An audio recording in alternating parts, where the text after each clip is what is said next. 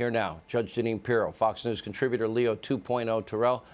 Judge, I'm impressed. I don't know. I don't want to lose you to Hollywood, Judge. We can't lose your voice. Academy Award, Oscar, well, Oscar. You. Okay. Well, have we all had this shared experience? You go to a baseball game, basketball game, hockey game, boxing match. I've been to all of them, Major League Baseball. And all of a sudden, you're talking to strangers, you're talking about the pitching, you're high-fiving after a grand slam or a slam dunk or, a long touchdown pass or a touchdown run and your team goes ahead. I've done it. Why are we going to add politics to this, Judge?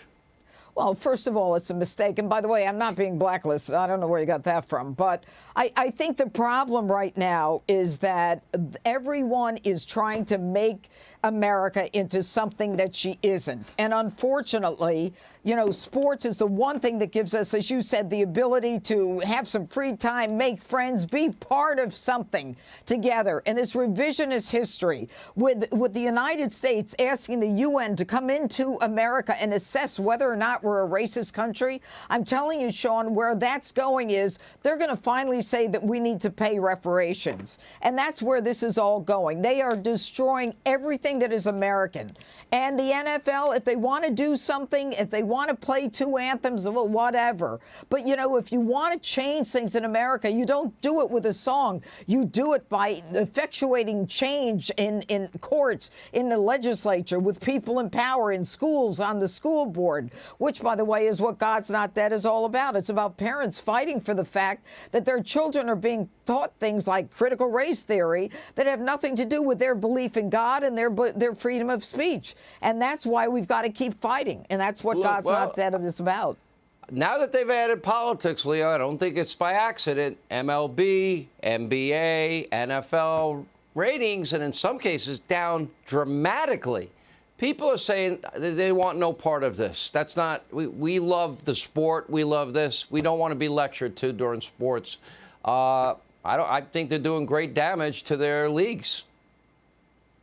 Oh, I think they're doing great damage, but it's called appeasement. They're appeasing the extreme group, Black Lives Matter, who speaks for no one, who represents no one. And I'll tell you right now, and respectfully, they can't win in a court of law. They can't win. Their policies do not call for working within the system. They want to destroy the system. That's why they're trying to destroy our schools. They're in the streets. They're crying. And the Democrats has adopted them as part of their group. They're a fringe group. And when they try to talk about racial equity, that gets torn apart in court. All these preferential treatment based on race programs have been knocked down in court. What we have is sports organizations are afraid of these groups, so they get shaken down, and that's why you have this black national anthem. In conclusion, there's only one national anthem.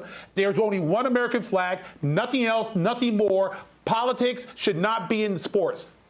And Judge, by the way, it was Antonio Sabato Jr. that said that he was blacklisted by traditional Hollywood, just to be clear for you, not your movie in particular. I want to see you on the big screen. I can't wait.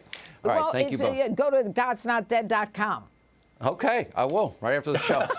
Hey, Sean Hannity here. Hey, click here to subscribe to Fox News YouTube page and catch our hottest interviews and most compelling analysis. You will not get it anywhere else.